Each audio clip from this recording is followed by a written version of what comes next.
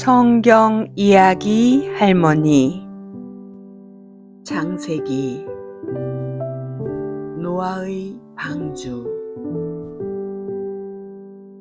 하나님께서 아담과 하와에게 가인과 아벨이라는 두 형제를 주셨어요.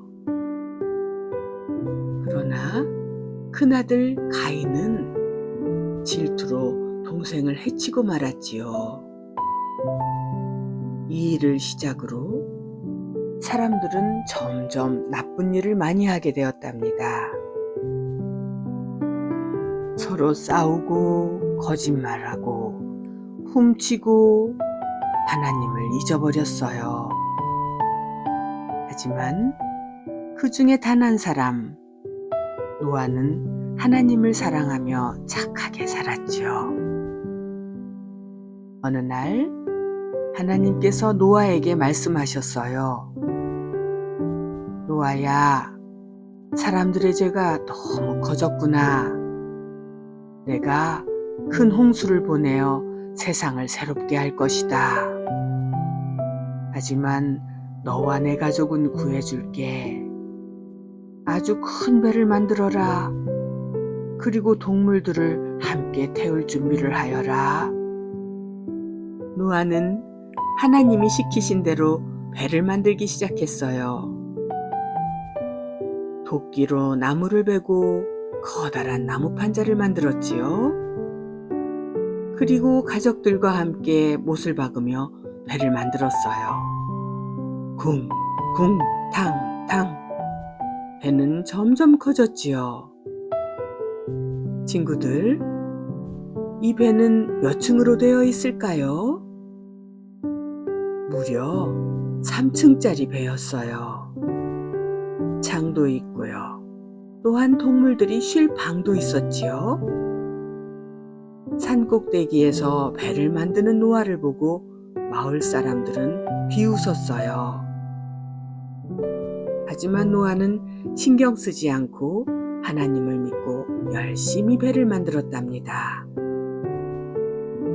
드디어 방주가 완성이 되었지요. 그런데 어디선가 동물들이 하나 둘씩 모여들기 시작했어요. 코끼리는 우 하면서 여자친구와 둘이 들어왔고, 사자는 어흥, 원숭이는 끼끼끼, 토끼는 깡총깡총. 동물들은 두 마리씩 짝을 지어 방주로 들어갔어요. 방주는 큰 배를 말해요. 친구들, 생각해 보세요. 길이는 목이 이렇게 길어서 고개를 숙이고 들어갔겠지요. 하마는 어떻게 했을까? 무거운 몸을 흔들흔들 하면서 올라갔겠네요. 모든 동물이 방주에 들어가자 하나님께서는 문을 쾅 닫으셨어요. 갑자기 하늘이 어두워지더니 빗방울이 또 떨어졌어요. 그리고 빗줄기가 점점 굵어지더니 쏴두둑 쏴두둑. 비는 하루, 이틀, 3일, 무려 40일 동안 내렸지요. 마을도 사라지고 나무도 물에 잠기고 온 세상이 물바다가 되었어요. 하지만 방주는 둥둥 떠다니며 안전했답니다. 비가 그친 후에도 물이 빠지는데 오랜 시간이 걸렸어요. 노아는 창문을 열고 까마귀를 날려보내봤어요. 깍! 깍! 돌아올까? 안 돌아올까? 하지만 까마귀는 돌아오지 않았지요. 이번엔 비둘기를 날려보냈어요. 그런데 비둘기가 다시 돌아왔어요. 아직은 땅이 안 보이나 봐. 며칠 후 다시 비둘기를 날려보냈죠. 그런데 이번엔 비둘기가 올리브나무 이파리를 물고 왔어요. 와, 물이 많이 빠지나 봐. 마지막으로 비둘기를 또 날렸는데 이번에는 돌아오지 않았어요. 이제 땅이 다 말랐다는 뜻이겠지요? 하나님께서 말씀하셨어요. 노아야, 이제 방주에서 나와도 된다. 노아와 가족들, 그리고 동물 친구들은 신나게 방주에서 나왔지요. 토끼는 어떻게? 맞아요, 깡총깡총. 사자는 맞아요, 어흥 하고 기지개를 켰어요. 노아는 하나님께 감사의 예배를 드렸어요. 그러자 하늘에 아름다운 무지개가 떴어요. 하나님께서 말씀하셨지요. 이제 다시는 온 세상을 홍수로 심판하지 않겠다. 이 무지개는 내가 너희와 한 약속의 표시란다. 노아와 가족들은 기뻐하며 새로운 세상을 향해 나아갔어요. 그리고 하나님을 더욱더 사랑하며 살아가기로 결심했답니다. 바벨탑 이야기. 세상에는 사람들이 점점 많아졌어요. 모두가 한 곳에 모여 살면서 같은 말을 쓰고 있었지요. 어느 날 사람들이 모여서 이야기했어요. 우리 힘을 보여줄 엄청난 걸 만들어 보자. 그래, 아주 높고 멋진 탑을 쌓아서 하늘까지 닿게 하자. 사람들은 신나서 벽돌을 만들기 시작했어요. 어른들은 벽돌을 나르고 아이들은 흙을 다지고 모두가 힘을 합쳐 탑을 쌓아 올렸어요. 탑은 점점 높아졌답니다. 우와, 정말 높다. 조금만 더 쌓으면 하늘에 닿겠어. 하지만 그때 하나님께서 저 높은 하늘에서 사람들을 내려다보셨지요. 하나님은 사람들이 힘을 합치는 것을 기뻐하셨지만 문제는 사람들이 우리 힘이 최고야. 하나님 없이도 뭐든 할 수 있어. 라고 생각하는 것이었어요. 하나님께서는 사람들이 교만한 마음을 가지지 않도록 하기로 하셨어요. 어느 날 사람들이 열심히 일을 하고 있을 때 한 사람이 외쳤지요. 저기 벽돌 좀 가져와. 그런데 옆에 있던 친구가 고개를 갸웃했어요. 뭐라고? 무슨 말이야? 다른 사람도 말했지요. 위로 벽돌을 좀 올려줘. 하지만 친구는 어리둥절했어요. 무슨 소리야? 하나도 못 알아듣겠네. 그때부터 모든 사람들이 갑자기 서로의 말을 이해할 수가 없게 되었지요. 어떤 사람은 타코타코, 어떤 사람은 알로알로, 또 어떤 사람은 까뿌까뿌 하고 말했어요.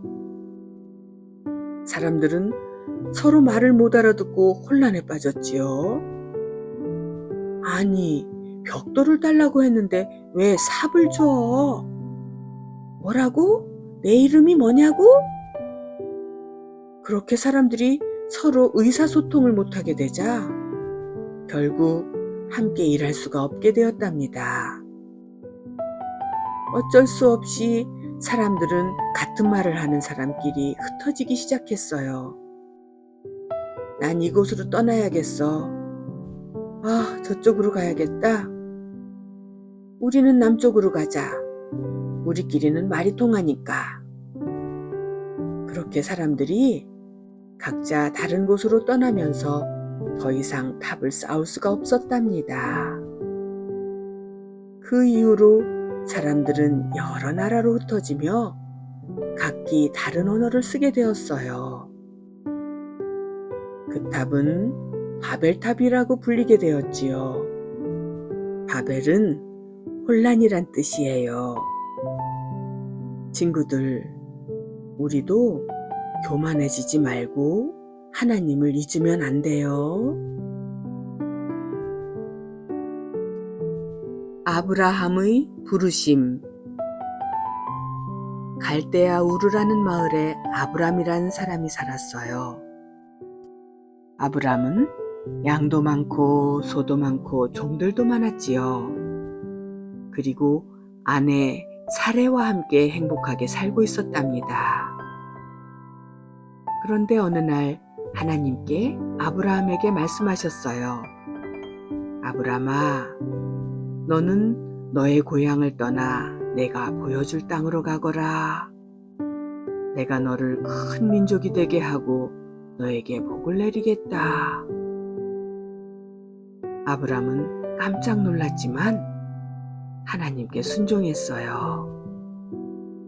그래서 가족들과 종들 그리고 많은 양과 소를 데리고 여행을 떠났답니다.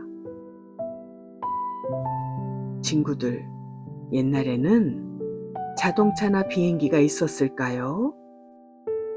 아니에요. 사람들은 낙타와 당나귀를 타고 이동했지요. 아브람의 가족들은 낙타 등의 짐을 싣고 길을 따라 걸어갔어요. 낮에는 태양이 뜨겁고 밤에는 춥고 깜깜했지요. 하지만 아브람은 하나님을 믿고 계속 걸어갔답니다. 어느 날 아브람은 하나님께 여쭤봤어요. 하나님, 저는 아직 자식이 없어요. 그런데 어떻게 큰 민족이 될 수 있을까요? 그러자 하나님께서 밤하늘을 가리켰어요.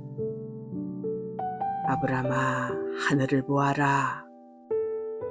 이 별들처럼 내 자손도 셀 수 없이 많아질 것이다. 아브람은 하나님의 말씀을 믿었답니다. 어느 날 하나님께서 이렇게 말씀하셨지요. 아브람아, 이제부터는 내 이름을 아브라함이라 부르겠다. 그 뜻은 많은 민족의 아버지란 뜻이야. 그리고 내 아내의 이름도 사레가 아니라 사라로 바꿔줄게. 하지만 아브라함과 사라는 아직 아이가 없었답니다. 사라는 할머니가 돼서 아이를 가질 수가 없었어요. 그러나 하나님께서는 내년에 너희들에게 아들을 주겠다고 말씀하셨지요. 사라는 하하 하고 웃었어요. 하지만 정말로 하나님께서는 아브라함과 사라에게 아들을 주셨어요. 아기의 이름은 이삭이었지요. 이삭의 이름은 웃음이란 뜻이에요. 이삭은 건강하고 밝은 아이로 자랐고 아브라함의 자손은 하나님께서 약속하신 대로 점점 많아졌답니다. 그리고 훗날 아브라함의 자손 중에서 예수님이 태어나셨어요. 하나님은 처음부터 아브라함을 통해 큰 계획을 가지고 계셨던 것이지요. 친구들, 우리도 하나님을 믿고 따라가면 아브라함처럼 큰 축복을 받을 수가 있답니다.